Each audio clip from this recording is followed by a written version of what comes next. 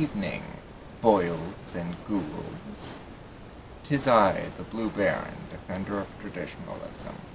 It is once again Halloween, and despite the ongoing situation and my late start this year due to how busy I am, I still wanted to show that Halloween is still happening, and always will, because as you should remember from my first Halloween video, the true meaning of Halloween is not candy, trick-or-treating, or even anything to do with children, but rather the Christian feast of All Hallows.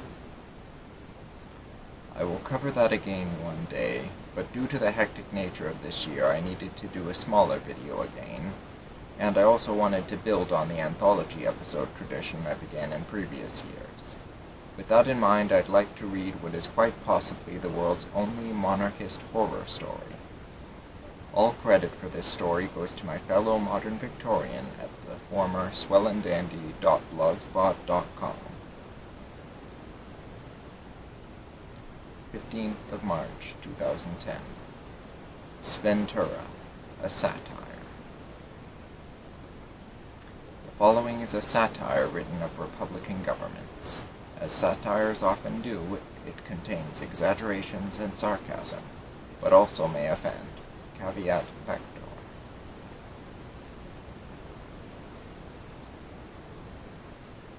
The kingdom of Sventura was ruled by the royal house of Speranza and had been for centuries. These centuries had been filled with corrupt politicians and gluttonous merchants, all of whom were in a never-ending battle to manipulate the naive citizens of Sventura to gain their hard-earned wealth and power. This corruption and gluttony had never reached the throne, however, for King Giustino and his consort, Queen Cordelia, were devoted to the service of the people. They alone could protect the people from the harsh effects of the manipulative public officials. King Giustino, in fact, was one of the most popular kings the kingdom of Sventura had ever seen, having reformed the government, prevented smugglers from harming local and small business owners, pushed for reform in social welfare, and reduced tax rates by eliminating the grotesque sums of money that the greedy politicians had been using for their personal gain. Queen Cordelia made every effort to be available to the people. She took a particular interest in the souls of her subjects and the well-being of the poor. Her young daughter, the beautiful Princess Isabella, was already taking an interest in charitable works under her mother's loving guidance. The pious and noble royal family had only 6 years ago been blessed with the birth of their son and heir, Prince Donatello, an event which the good people of Sventura are still celebrating, having such high hopes for the playful and happy child who would one day, by the grace of God, reign as king. In the kingdom of Sventura, in a small village called Spagliato, there lived a young man called Innocenzio. Innocenzio was a boy of passion, honesty, and simplicity. He had come of age and was free from the house of his father to start a life entirely his own.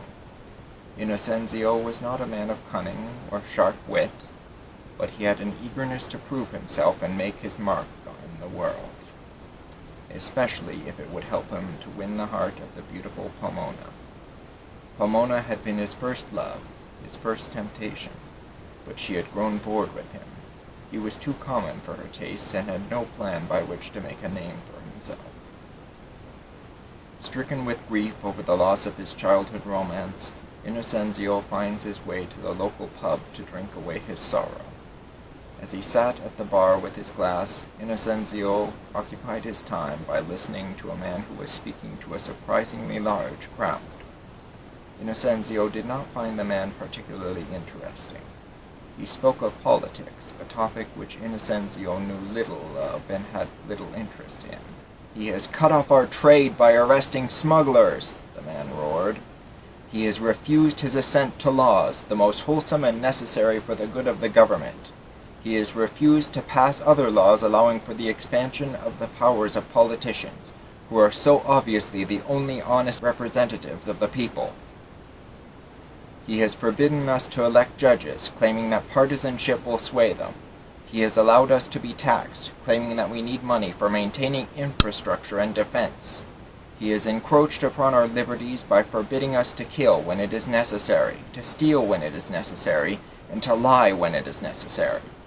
He maintains a class system on the grounds that men must be allowed to keep what they earn, even if the salaries of a doctor and a barman are disproportionate. A prince whose character is thus marked as a tyrant is unfit to govern a free people. Whatever the man was talking about, Innocencio thought to himself, certainly has excited the people. Soon the crowd had poured out of the pub into the streets, leaving the room empty and silent. The man who had delivered the address, however, lingered behind. He approached Innocencio and brought him a drink. "Hello, comrade. I am Desiderio," he stated, extending his hand. "I am pleased to meet you, Desiderio, but my name is Innocencio, not comrade." "As you like it, Innocencio. What did you think of my speech?" "To be honest, I found it difficult to follow. I know nothing of politics or the affairs of Sventura," Innocencio answered sheepishly. "Good," Desiderio responded. "Allow me to inform you." Innocencio, expecting him to be offended by his lack of understanding and interest, was surprised by Desiderio's pleasure at his answer. At the promise of being treated to a free drink, he consented to listen to Desiderio's lessons in politics. "The king is a bad man. He has all the power in the world and shares it with no one. He is a tyrant and a despot," said Desiderio. "But surely the king is not as bad as you say," Innocencio questioned. "Has he not allowed for an elected parliament?" "He has, but the parliament may only pass laws. They may not levy war that we might gain glory for ourselves in battle. They may only pass laws that the king feels to be just and righteous. A politician may not work for the benefit of his constituents because the king insists that we work for the good of the entire kingdom. How can he ever be re-elected if we must focus on the kingdom's needs over the needs of our constituency?" "I suppose this is true, but I am still not convinced," Innocencio answered. "The king is not elected. Did you vote for the king?" demanded Desiderio. "No, but I did not vote for parliament either," Innocencio responded. "You might not have, but I did. Don't I deserve the right to elect a king? And furthermore, why can I not be king myself? Everyone knows that the elected politicians are put in power to serve the people. I myself am a politician. I live to serve the people honestly and without bias. Surely a king who is born into power is not so. But what of the people who vote against you? Surely you cannot represent their views as well as the views of those who support you." "Ah, but that is the beauty of republican government. The people who do not vote for me are in the minority. They do not matter," retorted Desiderio. "Well, this principle makes sense, I suppose. But what are you suggesting?" "I trust you, my good friend Innocencio. I am suggesting that we overthrow the monarchy in the name of the people and institute a republic where politicians shall rule by the people and for the people." Desiderio smiled. "I am not convinced that is justified," Innocencio hesitated. "The monarchy still does not seem that terrible to me. We are not experiencing hardships in Sventura. The king covers up the hardships. They are there, I assure you, my friend." "How long has the monarchy been around?" "As long as I can remember," Innocencio answered. "The monarchy has been around since the founding of the kingdom of Sventura over 300 years ago. That means the king and his family have been ruling for over 3 centuries. That is far too long, my good wise friend. The monarchy is like stale bread. It is like a pair of pungent socks in dire need of changing. The monarchy must go for the sake of progress, and progress we must have for the sake of progress." "I can see now that you are right," said Innocencio. "We must move forward or be left behind." "Precisely, and we shall be left behind if we do not, for all the neighboring states are revolting against their own monarchies as well. It is clearly the mark of a civilized nation to revolt against the king." "What can I do for the cause?" Innocencio asked eagerly, recalling Pomona's craving for a man of adventure and importance. "It is your duty as a good and noble citizen of Sventura to join the revolutionary army and help us abolish the monarchy," Desiderio spewed. With that the two men left the pub and joined the growing mob of rabble in the streets. They barreled down the streets proclaiming a republic and trampling over anyone who stood in their way. Through carnage and blaze they marched on to the capital, to the palace. Innocenzio straggled behind, still not entirely certain what he was supposed to be doing. Suddenly he was awoken from his daydreaming by a call from one of his fellow citizens who was standing in the doorframe of one of the few buildings that had not yet been destroyed. "What are you doing?" the man demanded, his voice cracking with emotion. "I am going to the palace to overthrow the monarchy and institute a republic," Innocenzio replied matter-of-factly. "Why in God's name would you do that?" the man called Nemesio wailed. "Because he is a tyrant. Desiderio told me so." "Is that a fact?" Nemesio cried.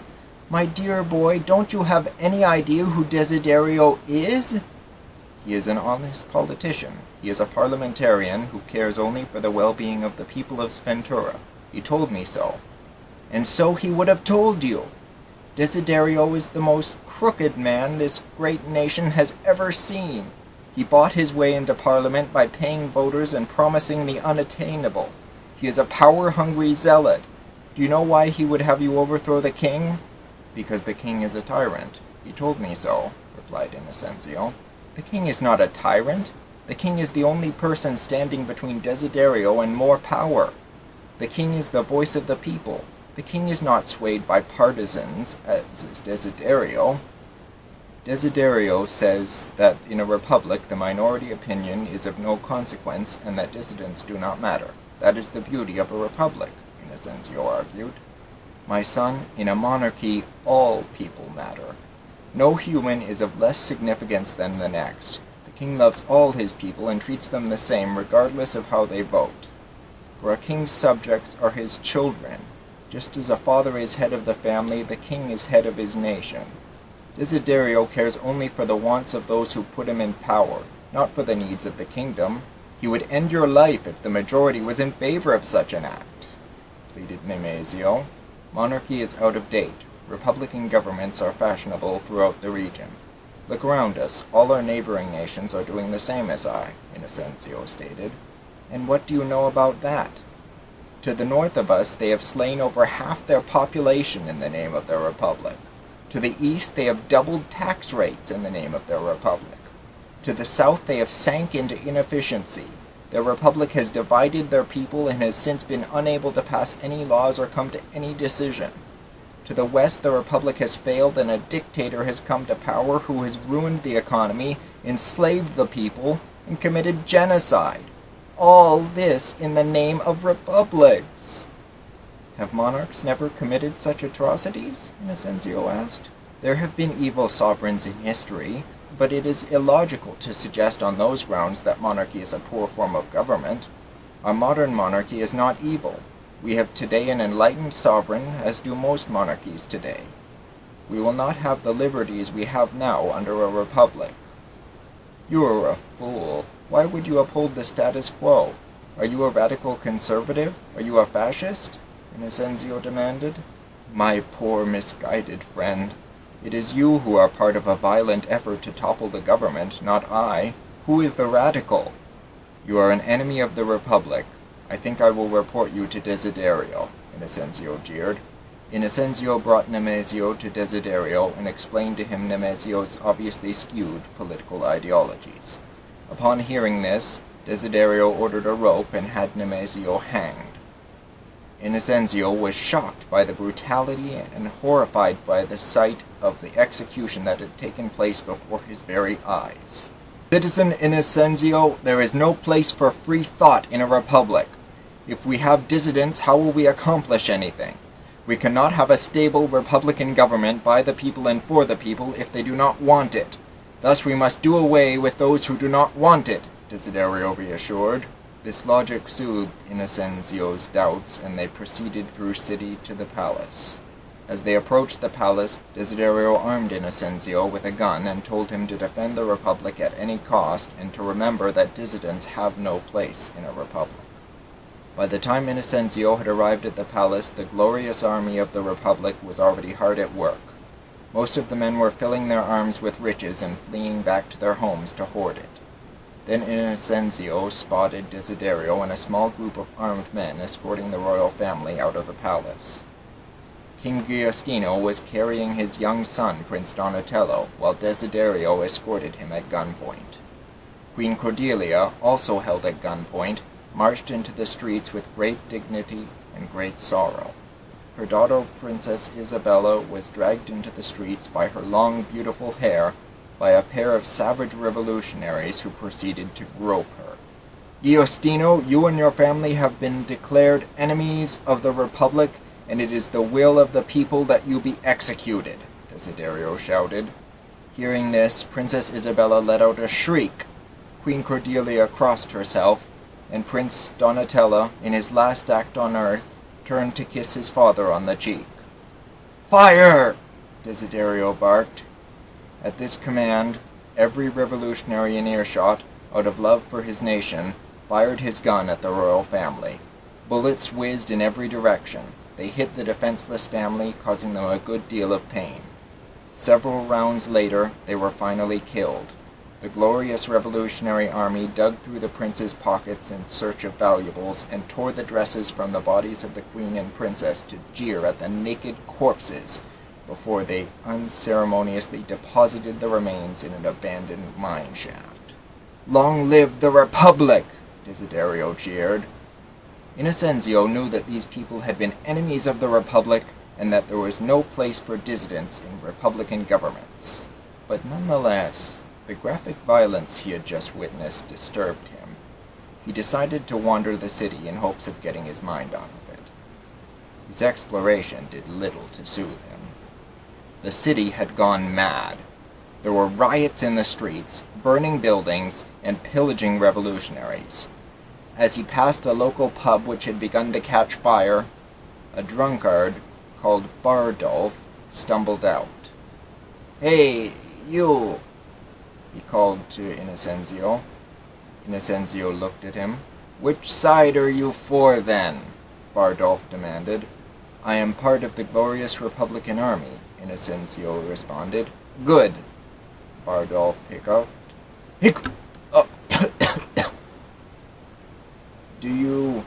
Do you want to know why I don't support the king?"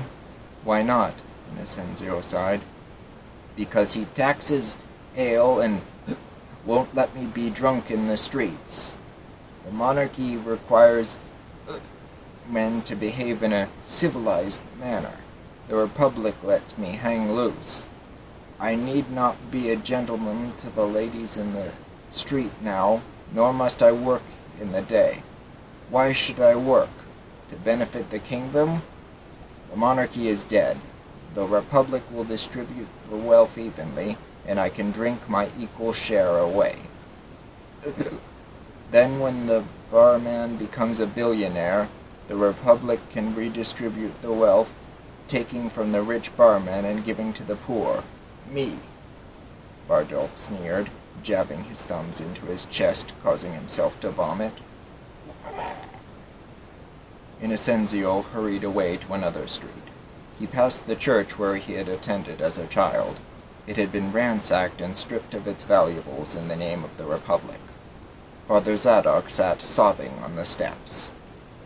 "Why are you crying, Father?" Innocenzio asked. "They have defiled the house of God," the priest whimpered. "But, Father, surely it is for a greater good. The gold from the church will fund the Republic." "The gold from the church will find its way into the pockets of the corrupt. The people will not see a single penny," Father Zadok cried. "Father, won't God be pleased that we are establishing a more fair government for the people?" Innocenzio offered. "My son, have you no understanding of divine right? God himself appoints kings as his representatives on earth." "You don't believe that superstition, do you?" Innocenzio asked. "Innocenzio, who decides who is born and who is not? God, of course. So then, if kings are born, who decides who will be the next king when the old one dies? God, child. Further still, who decides when the old king's term has finished? God. God is called King of Kings, not of republics. A king rules by the grace of God. Kings are the Lord's anointed. You have slain the Lord's anointed viceroy!" Father Zadok sobbed. Hearing dissidents in the distance, Desiderio appeared at Innocenzio's side. "You should not be swayed by religious zealots, Innocenzio. Religion is for the weak. It will hold you back," said Desiderio. He then proceeded to run the good priest through with a bayonet, killing him. "Come now, Innocenzio, let us go have some fun," Desiderio smiled at his now fearful friend. "Desiderio, I am concerned," Innocenzio began. "Innocenzio, I want you to call me President now, not Desiderio," Desiderio insisted sternly. "But we have not held an election, have we?" asked Innocenzio. "I held an election a few hours ago among my newly appointed officers of the Grand Republican Army. I ran unopposed and was elected to lead the Republic." "Oh," Innocenzio sighed. "Cheer up, comrade. Have a look over there at that beautiful woman. Why not go and enjoy yourself? We are victorious, after all." Looking in the direction Desiderio had pointed, Innocenzio spotted Pomona. Seeing her made his cares melt and his heart flutter. He rushed to her. "Pomona, look what I have become for you. I am part of the Republic," he offered cheerfully. "I can see full well what you have become, Innocenzio. You are a monster!" Pomona snarled. "I do not understand. You wanted me to make a name for myself, to be part of something. I have done this for you." "You have murdered for me? You have ruined the kingdom for me?" "If that is the case, then I do not wish to live," Pomona retorted. "But, Pomona, things will be better under the Republic. A republic is a better form of government than a monarchy. It is far better to have our lives in the hands of honest politicians than in the hands of powerful sovereigns." "You think so, do you? Have you no brains? Never has there been an honest politician, and even if there was one, the corrupt political system would weed him out. Do you know that if you stood up to your friend, the president, right now, he would shoot you on the spot?" "That isn't so, Pomona. Please don't be this way." "Innocenzio, you have been misled. A prince is raised to rule. He is taught from his birth the affairs of the state. Like a blacksmith teaches his craft to his son, so does a king teach his craft to the prince who will one day rule with experience a politician could never have. It is like an old family recipe, passed down for generations and perfected through time. How can a republic offer anything to compare to that?" "I don't know," Innocenzio frowned. "A kingdom is ruled by a loving family. The king is a father to all of his people, for he strives to help them improve themselves. He takes care of them, and he watches them grow into good people. A king does not rule a nation, he raises it. He loves it like a son. By killing your king, you have committed regicide as well as patricide. May God have mercy on us. Innocenzio, what have you done?" "Pomona, please." "Go away, Innocenzio. I never want to see you again," Pomona shouted. Innocenzio stormed off, tears flooding his eyes. His vision blurred, he ran straight into Desiderio and toppled over backward. "Innocenzio, what is the matter?" Desiderio asked.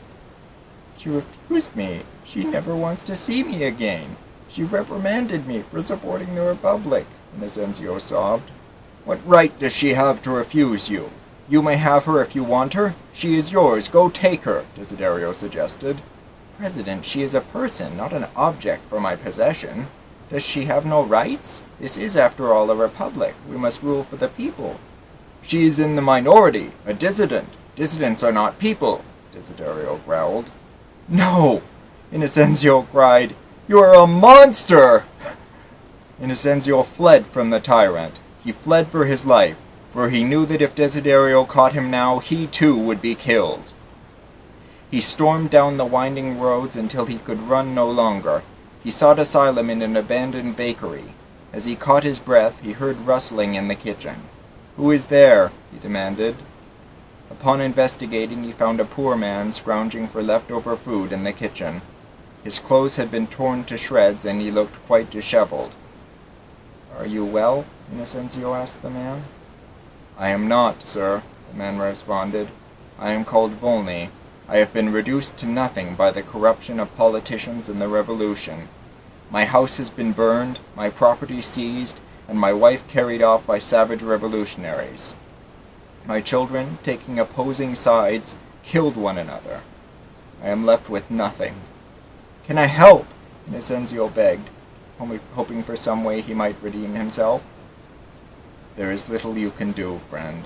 Once power is placed in the hands of politicians, they will demand more. There is no getting it back. Soon all our liberties will be gone. The king is no longer here to protect us, to serve us, and without someone in the government who actually cares for us, I am left to starve. The king provided care for the lowly and downtrodden. The republic will serve only itself. Can nothing be done for us, sir? Innocenzio pleaded. Nothing can be done here, friend. It is too late. Things will improve. The government will realize it needs the people to raise food for them and to be taxed. It will establish schools and hospitals and enough infrastructure to keep us alive and productive. They will reap what we sow, and we will let them. Their schools will teach our children that monarchies are evil and that republics are just and righteous, and there will be no one willing to mount an insurrection. After all, what politician will restore the monarchy when without it their power is unlimited? Men desire power and money. The king was all that stood in the way of that. Why would they bring him back? Then we must flee to another monarchy, Innocenzio suggested hopefully. We could do that, but there are politicians everywhere. Very soon the other monarchies will fall victim to the want, gluttony, and lust of men. All we can do is live until we are brought to heaven, the only kingdom that can never be destroyed by republics. But we must try to stop this. There must be something we can do to bring justice back to the world. Anything, pleased Innocenzio. We must always work toward the reinstitution of monarchies the world over. We must educate those who do not understand the merits of monarchy. But until we have a strong resistance to the great evil that is republicanism, until we can stop their propaganda machine, until all the people of the world decide they have had enough, nothing will change. Unless someone like you cares a whole awful lot, nothing is going to get better. It's not. We will continue to elect the most corrupt people to lead us. Only those who can cheat, lie, and steal make it to the ballot, and those few innocents that do make the ballot are corrupted the moment they are given an office, Volney explained.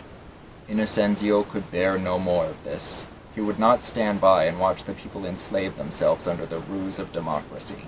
He could stand the guilt no longer, and promptly gobbled arsenic. So ends this tale of horror and woe, and though you may think it mere satire, it is in truth based on a real event, a horror which spread like a crown fire. More frightening, this horror is lauded today, still celebrated year after year, and embraced by the devil's pawns time after time, a thing which should fill us with fear.